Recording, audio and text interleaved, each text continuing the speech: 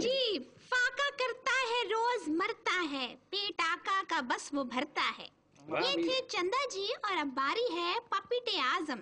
آدھے ٹوٹم آدھے سالم، آدھے اسلم آدھے جالم، آدھے چٹم آدھے کالم، آدھے گنجم آدھے بالم، استاد اسلم جناب سرگم. ہاں اتنے زیادہ القاب دینے کا شکریہ. میری نظم کا عنوان ہے اکیلے نہ کھانا. کیا عنوان ہے سرگم جی؟ اکیلے نہ کھانا، سب مل کر کھانا. ہاں مل کر کھاؤ گے تو پکڑے بھی نہیں جاؤ گے.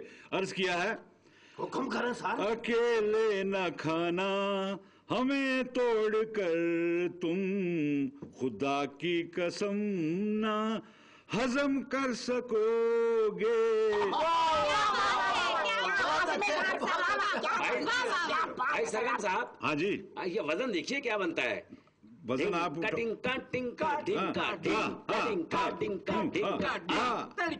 ارے بس کر بے سورے آدمی. اب دیکھیں میں نے آپ کو یہ عنوان تو بتا دیا کہ اس طرح کا یہ جو گانا ہے اس کی پیروڈی پہ لکھا ہے اکیلے نہ کھانا ہمیں توڑ کر تم، خدا کی قسم نہ ہضم کر سکو گے. تو آگے عرض کیا کہ دیا حوصلہ جس نے کھانے کا سب کو، وہ ایک خوبصورت سے ڈاکو تم ہی ہو. دیا حوصلہ جس نے کھانے کا سب کو، وہ ایک خوبصورت سے ڈاکو تم ہی ہو. کیے قتل جس نے لوگوں کے ارماں، کیے قتل جس نے لوگوں کے ارماں، وہ بے درد ظالم ہلاکو تم ہی ہو. آگے عرض کیا ہے یہ ملک اور معیشت، سیاست، حکومت، یہ سب نعمتیں تو تمہارے لیے ہیں. اکیلے نہ کھانا ہمیں توڑ کر تم، تمہارے لیے بس ہم ہی تو جیے ہیں. نشاندہی کی ہے سر جی. اکیلے نہ کھانا ہمیں توڑ کر تم، خدا کی قسم نہ ہضم کر سکو گے.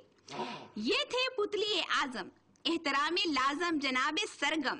ان کے ذو معنی کلام کے ساتھ آج کا پتلی مشاعرہ ختم ہوا. آپ سے اگلے ہفتے ملاقات ہوگی اور اس نعرے کے ساتھ کہ سیاسی کلیوں کے پھول کھلیں گے، اگلی بار ضرور ملیں گے.